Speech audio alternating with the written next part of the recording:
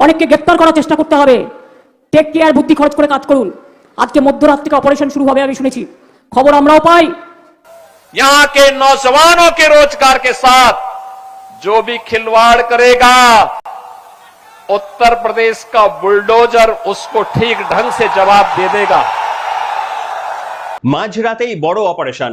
রাজ্যের মাননীয় মুখ্যমন্ত্রী খণ্ডকোষের জনসভা থেকে একটা মারাত্মক ইঙ্গিত দিলেন। সত্যি কি পশ্চিমবঙ্গে বড় কোনো অপারেশন হবে?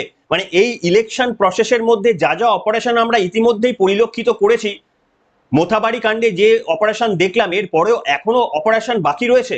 তবে তিনি আশঙ্কা করছেন এই অপারেশনটা করতে পারে কেন্দ্রীয় তদন্তকারী সংস্থা। তাহলে কি আবারও কোনো মন্ত্রী জেল যাত্রার সম্ভাবনা দেখছেন মমতা বন্দ্যোপাধ্যায়? অন্যদিকে যোগীজি, উত্তরপ্রদেশের মুখ্যমন্ত্রী, তিনি আসলেন, এসে বললেন যে এবার পশ্চিমবঙ্গে বুলডোজার চলবে।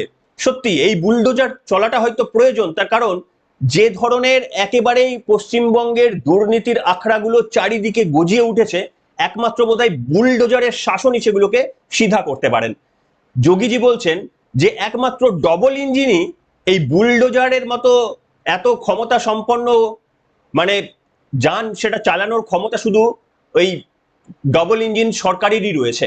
কিন্তু প্রশ্ন হচ্ছে, সেটা ঠিক আছে, বুলডোজার ডবল ইঞ্জিন টানলেও এই যে পশ্চিমবঙ্গে মমতা বন্দ্যোপাধ্যায়ের ভাতা নিয়ে এত জল্পনা, এত আমরা বিরোধিতা করেছি, সকলে মিলে বলেছি যে কেন এই প্রকল্পগুলো টাকা দিয়ে অর্থনীতির উন্নয়নটা আটকে দেওয়া হচ্ছে, সেখানে বিজেপির ইস্তাহারে এই সমস্ত ভাতা যেগুলো এখন চলছে এগুলোকে দ্বিগুণ করিয়ে দেওয়া হলো। তা ডবল ইঞ্জিন সরকার কি পারবে এই ভার বহন করতে? অন্যদিকে ভারতের প্রধানমন্ত্রী নরেন্দ্র মোদী বক্তব্যের মাঝে তাকে থেমে যেতে হলো কোনো এক অজানা কারণে। কেন থামিয়ে দিলেন প্রধানমন্ত্রী নরেন্দ্র মোদী? তার মানে উত্তরবঙ্গে বলা বক্তব্য, ভাষণের মধ্যে কেন তাকে থেমে যেতে হলো?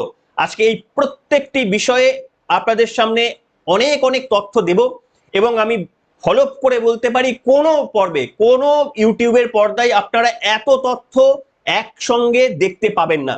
আসুন আলোচনা করি আপনাদের সামনে। শুধু একটাই রিকোয়েস্ট, সাবস্ক্রাইবারের বাটনটা ইলেকশনে যাওয়ার আগে, ওই প্রার্থীদের বাটন প্রেস করার আগে আমার ইউটিউবের চ্যানেলের সাবস্ক্রাইবের বাটনটা আর ফেসবুকের ফলো বাটনটা একটু প্রেস করে দিন।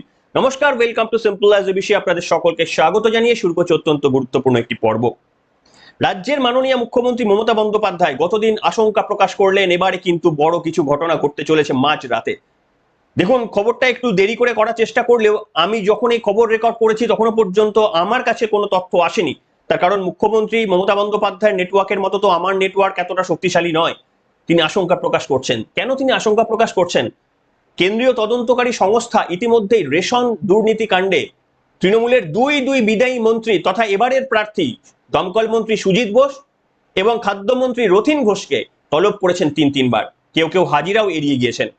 এছাড়াও রাসবিহারীর তৃণমূলের বিদায়ী প্রার্থী দেবাশিস কুমার, তাকেও তলব করেছে জমি সংক্রান্ত অর্থনৈতিক দুর্নীতি মামলায়, তাকেও তলব করা হয়েছে। তাহলে কি তাদেরই বিরুদ্ধে কেন্দ্রীয় তদন্তকারী সংস্থার অ্যাকশনের কথা মুখ্যমন্ত্রী আগাম বলে ফেললেন?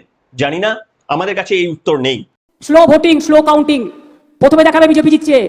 বুঝতেই পারছেন আমাদের কাদের সাথে লড়াই করতে হচ্ছে। অনেককে গ্রেপ্তার করার চেষ্টা করতে হবে। টেক কেয়ার, বুদ্ধি খরচ করে কাজ করুন। আজকে মধ্যরাত থেকে অপারেশন শুরু হবে আমি শুনেছি, খবর আমরাও পাই। সুতরাং ওই টিভিতে গদি মিডিয়া যদি দেখায়, ওদের কোনো দোষ নেই সাংবাদিকদের, এটা দিল্লি থেকে শিখিয়ে দেয়। আমরা ওয়েট করব। এই জায়গায় একেবারে নরেন্দ্র মোদী, তারপরেই সব থেকে জনপ্রিয় যে বিজেপি নেতা এই মুহূর্তে, সেটা হচ্ছে যোগী আদিত্যনাথ। তিনি যখন এসেছিলেন পূর্ব মেদিনীপুরের দিকে, তখন সেই যোগী আদিত্যনাথ তার গোটা বিশ্বে ছড়িয়ে থাকা তার একটা নীতি, সেটা হচ্ছে বুলডোজারের শাসন। অনেকে এর বিরোধিতা করেন, অনেকে এর পক্ষে বলেন।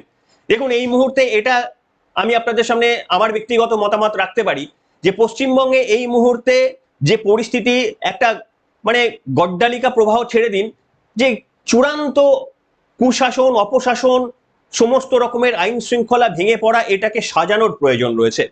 আগেরটাকে দুমড়ে মুচড়ে ফেলে দিয়ে এটাকে সাজানোর প্রয়োজন রয়েছে। তার জন্য হয়তো বুলডোজারের বরাত বাড়তে পারে। যোগীজি বলছেন যে একমাত্র ডবল ইঞ্জিন সরকারই এই বুলডোজারের মতো এই শক্তিশালী যানের ক্ষমতা বহন করতে পারে, শুধু মানে ডবল ইঞ্জিন সরকার। শোনাবো। তার আগে শুভেন্দু অধিকারী তিনি একেবারে সশ্রদ্ধ প্রণাম নিবেদন করলেন যোগী আদিত্যনাথের কাছে, মাথা ঠুকে প্রণাম করলেন। এতটা আনুগত্য দেখালেন তিনি, প্রয়োজন কি ছিল? আপনারাই উত্তর দেবেন, দেখুন। भयभीत है,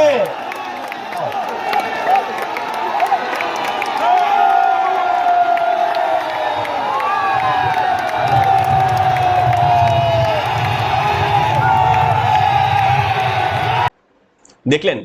দেখুন, এই ভিডিওটা দেখে অনেকে বলতে পারেন যে এটা হচ্ছে একজন বর্তমান মুখ্যমন্ত্রী, একজন ভাবী মুখ্যমন্ত্রী গুরু শিষ্যের মতো করে তিনি আশীর্বাদ চাইলেন নির্বাচনের আগে। অনেকে আবার সমালোচনা করে বলতেও পারেন যে রাজনীতিতে সবাই সমান, কাজেই এতটা প্রয়োজন হয়তো ছিল না। আপনাদের মতামত লিখবেন।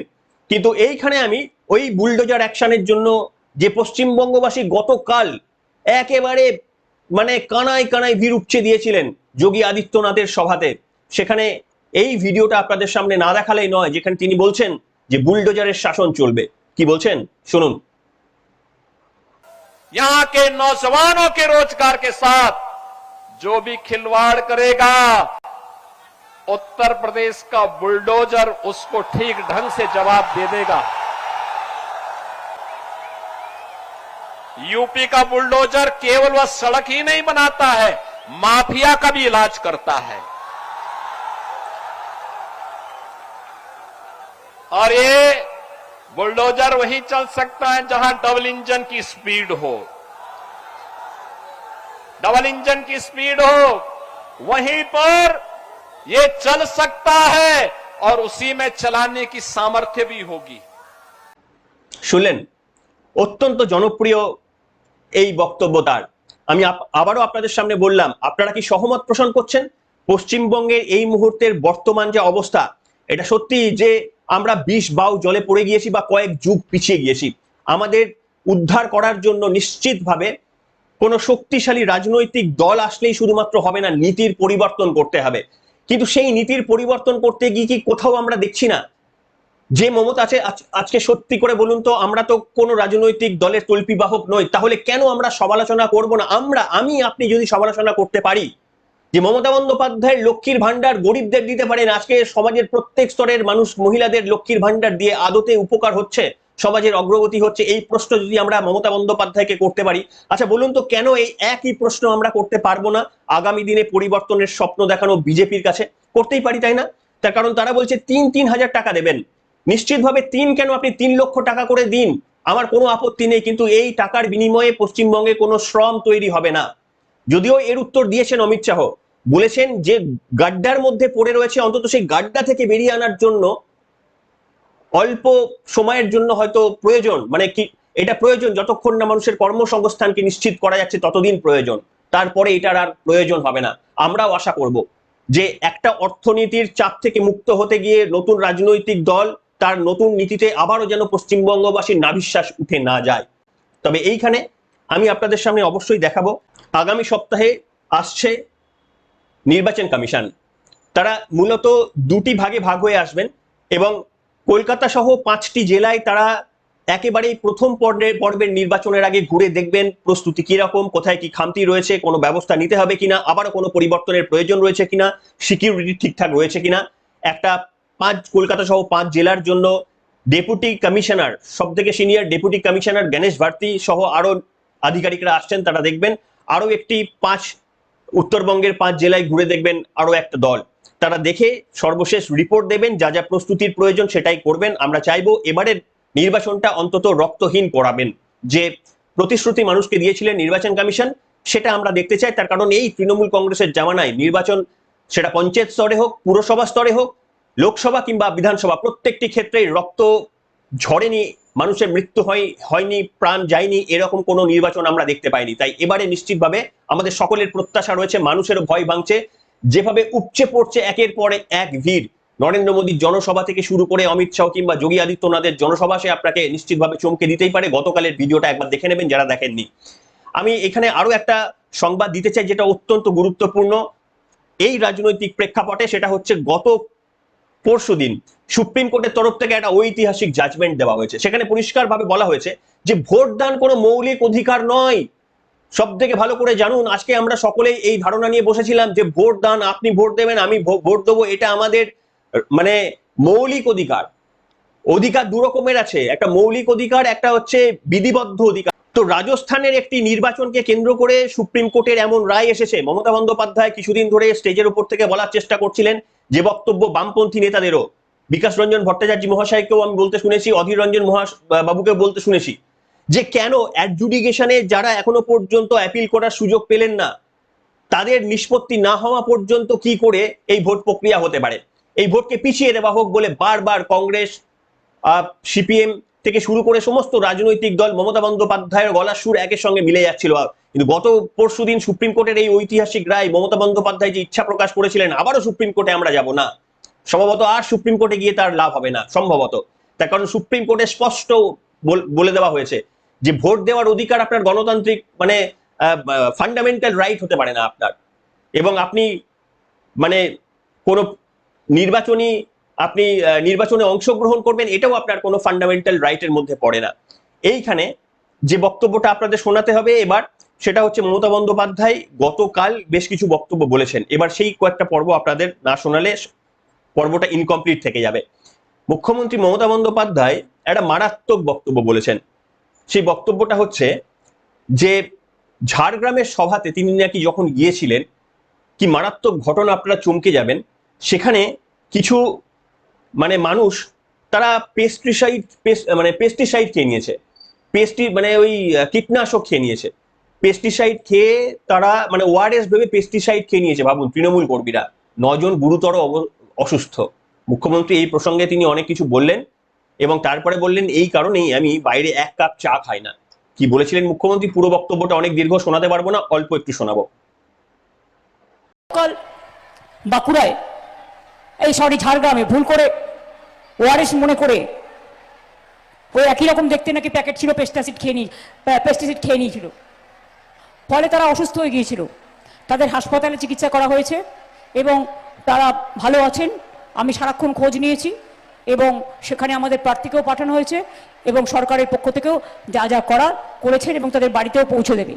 যে কোনো কিছু খাওয়ার আগে একবার দেখে নেবেন, এখন ভোটের সময় দেখে দেখে খাবেন। শুনলেন? ভাবুন এখানে কি ভাবলেন, এখানে কি পর্যবেক্ষণ করলেন। আজকে পশ্চিমবঙ্গের পরিণতি এমন একটা জায়গায় যে প্রান্তিক স্তরের মানুষ পেস্টিসাইডও চিনতে পারে না, সেখানে তো গায়ের মধ্যে লেখা থাকে, ভুল হতে পারে, কিন্তু আজকে পশ্চিমবঙ্গের কি শিক্ষাগত মানদণ্ডের যোগ্যতা, পড়াশোনার জায়গাটা এমন জায়গায় নেমে এসেছে যে সাধারণ মানুষ কি এই জায়গাগুলো পর্যন্ত আস্তে আস্তে আমরা হারিয়ে ফেলছি। না হলে তো এত বড় ভুল হওয়ার কথা নয়। পেস্টিসাইডকে কেউ ওআরএস ভেবে খেয়ে নেওয়া এত বড় অপরাধ তো মানে করা মানে এটা তো মারাত্মক ভুল। এটা তো যদি 9 জন না হয়ে যদি 90 জনের ওপর দিয়ে হতো তাহলে কত মারাত্মকের পরিণতি হতে পারত। মমতা বন্দ্যোপাধ্যায় বললেন যে এই জন্যে তিনি 1 কাপও চা খান না বাইরে বেরিয়ে, তিনি ঘর থেকে 1 কাপ চা খেয়ে আসেন, তারপর তিনি চা খান না। কি বলেছেন রাজ্যের মাননীয় মুখ্যমন্ত্রী শোনাবো, কিন্তু সবার তো আর সেই সুযোগ থাকে না, সবাইকে রাস্তার উপরেই নির্ভর করতে হয়। কাজে 1 কাপ চা খাওয়াটা আর এই মানে ওআরএস ভেবে পেস্টিসাইড খেয়ে নেওয়াটা কিন্তু দুটো আলাদা। কারণ এখানে কেউ তাদের ওআরএস, এটা মুখ্যমন্ত্রী বলছেন না যে এটা মানে তাদেরকে মানে ওআরএস বলে দেওয়া হয়েছে পেস্টিসাইড, এমনটা দাবি তিনি করেননি। যদি করেন তাহলে সেটা তো আরো মারাত্মক। কি বলেছেন নিজের সম্পর্কে, যে আমি 1 কাপ রাস্তা বেরিয়ে চা খাই না এই কারণে, শুনুন। কাজেই আমি এটা কেন বলছি আপনাদের, আমার মনে আছে একটা মিটিংয়ে আমি গিয়েছিলাম। আগে আমি না চা চেয়ে খেতাম জানেন। তারপরে বড়নগরে একটা মিটিং ছিল, আগে অনেকদিন আগেকার কথা বলছি, কয়েক বছর আগেকার কথা। আমি চা চেয়ে খেতাম, এটা আমার অভ্যাস ছিল। তো 1 কাপ চা চাইলাম, খেলাম। তারপরে দেখলাম যে আমার মাথাটা একদম ঘুরছে মিটিং করার পর, গাড়িতে এসে গা হাত পাগুলো ঠান্ডা হয়ে গেছে। আমি সঙ্গে সঙ্গে আমার গাড়িতে কিছু মেডিসিন থাকে, যেটা আমার চিরকালের অভ্যাস, মানুষেরও সাহায্য হয়, আমারও সাহায্য হয়। আমি একটু টুকটাক এত মার খেয়েছি সিপিএম এর আমলে, চিকিৎসা করতে করতে অনেকটা কিছুটা অন্তত সামান্য প্রাথমিকটা বুঝি। তাই আমার কাছে যে মেডিসিন ছিল তার থেকে 2-3টে খেয়ে নিয়েছিলাম, তারপরে আস্তে আস্তে স্টেবল হলো। সুতরাং যে কোনো কিছু বাইরে খাবার আগে একটু দেখে নেবেন যে আপনি ঠিক জিনিসটা খাচ্ছেন না আপনি বেঠিক জিনিসটা খাচ্ছেন। শুনলেন? এই হচ্ছে পরিস্থিতি যে মমতা বন্দ্যোপাধ্যায়ের সুযোগ রয়েছে বাইরে বেরিয়ে কিন্তু পশ্চিমবঙ্গের সাধারণ মানুষের এত ল্যাভিজলি লাইফ মানে জীবনযাপন করার জন্য আমাদের এই সুযোগ নেই। আমাদের রাস্তায় বেরিয়ে রাস্তার খাবারই খেতে হয়, রাস্তায় প্রত্যেকটি মানুষকে আমাদের বিশ্বাস করতে হয়। একজন রাজনৈতিক শীর্ষ পদে থাকা নেত্রী সিকিউরিটির জন্য ডেফিনেটলি তিনি করতে পারেন, কিন্তু মানুষকে বিশ্বাস করা সেটা কখনো ভুল নয়। মানুষকে বিশ্বাস করা যায়। মুখ্যমন্ত্রী অনেক জায়গায় গিয়ে চা রেঁধেছেন, চপ রেঁধেছেন, সেটা দেখেছি, তবে খেয়েছেন এটা আমি অন্তত ভিডিওতে দেখিনি। এই অবিশ্বাস থেকেই নাকি তার এটা প্র্যাকটিস বলতে পারবো না, আপনারা কমেন্ট করে লিখতে পারেন। এইখানে আমি আপনাদের সামনে আরো একটা জায়গা দেখাবো যে গুস্সা সবই কো আতা হ্যায়। নরেন্দ্র মোদী, আপনি বলতে পারেন যে ক্রিকেটের ক্যাপ্টেন কুল যদি ধোনি হয় তাহলে রাজনীতির ক্যাপ্টেন কুল নরেন্দ্র মোদীকে বলা যেতেই পারে। সেই নরেন্দ্র মোদীও গতকাল উত্তরবঙ্গের জনসভা থেকে একটু হলেও বিরক্ত হলেন বটে। কি বললেন তিনি শোনাবো আপনাদের, দেখুন। ये जरा सिक्योरिटी है दोस्तों, जरा ये सिक्योरिटी वाले सज्जन कैमरा के नीचे आ जाओ, इधर आओ और जरा, हाँ ठीक है भाई, आप इनको इतना परेशान मत करो, उनकी ड्यूटी है। आप अगर नहीं दिखता है तो मंच पे आ जाइए। और क्या करूं मैं आपको, आप किसी को खड़े नहीं रहने देंगे, ऐसे कैसे लोग हैं भाई।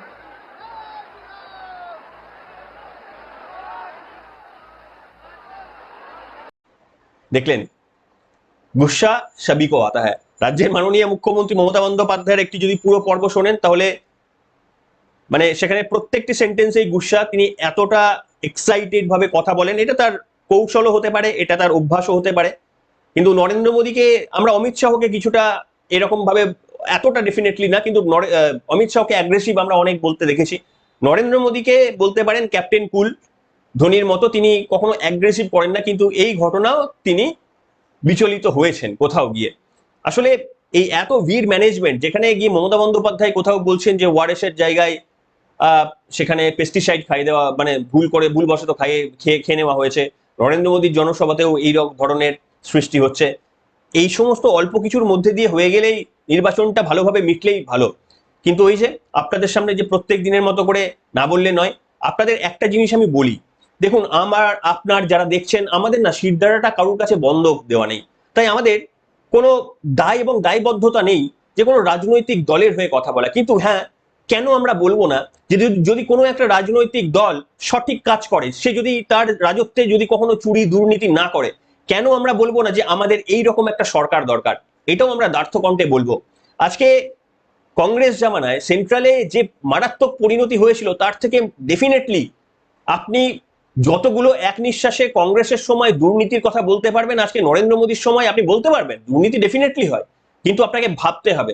আপনি এখানে যতগুলো কর গুনতে পারবেন, এখানে কর কোথাও গিয়ে ব্যাপন থেকে শুরু করে দু একটার মধ্যেই আপনাকে আটকে যেতে হবে, যদিও সেগুলো প্রমাণ ছাড়াই। কিন্তু প্রশ্ন হচ্ছে যে তার মানে ব্ল্যাঙ্ক সার্টিফিকেট দিয়ে দেওয়ার নয়, প্রতি মুহূর্ত আমরা চেক করব।